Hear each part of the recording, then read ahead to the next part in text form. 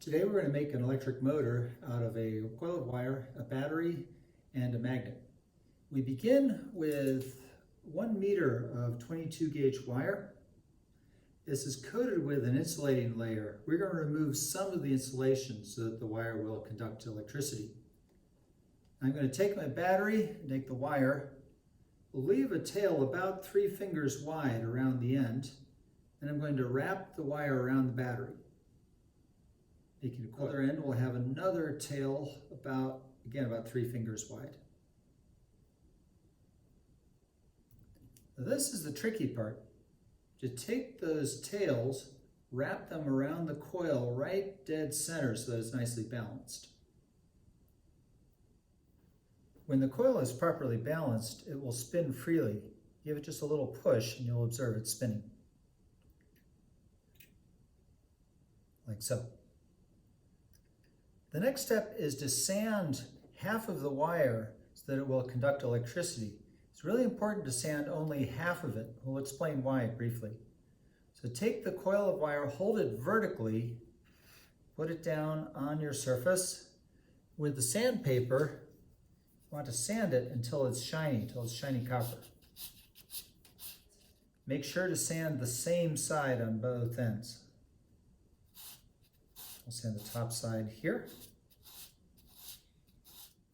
I've sanded the wire so it's nice and coppery on one side. You can still see the red insulation on the other side. So we take our coil of wire, place it on the copper terminals, give it a little push, and voila, we have an electric motor. This motor is spinning clockwise as looking straight on. The top of the coil is getting pushed toward the right.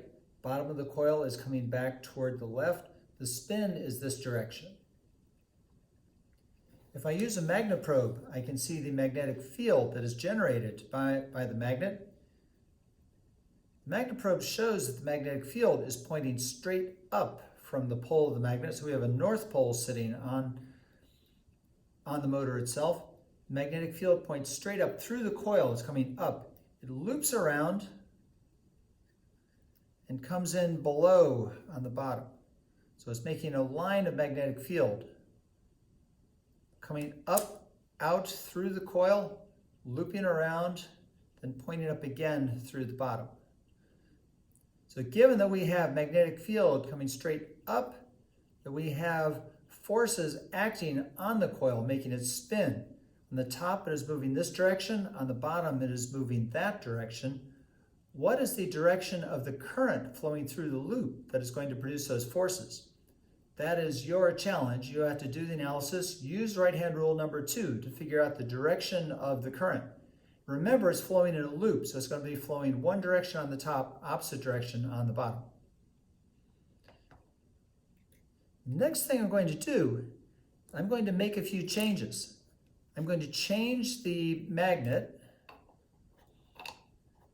Now the magnet probe points down toward the magnet. We have the south pole of the magnet on the top. Magnetic field is pointed downward through the coils.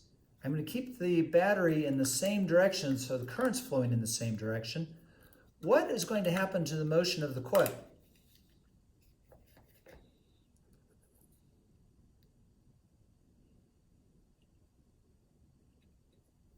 So you make a prediction, and we'll see what happens.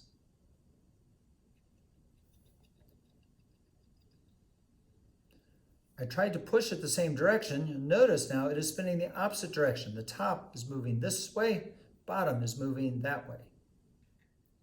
The magnet is in its original configuration with the north pole pointed upward.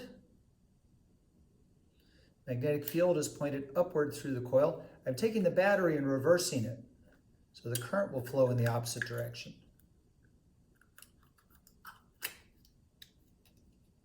What happens this time?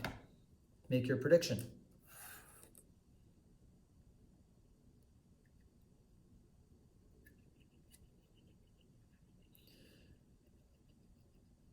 Notice the motor is spinning in the opposite direction that it was originally.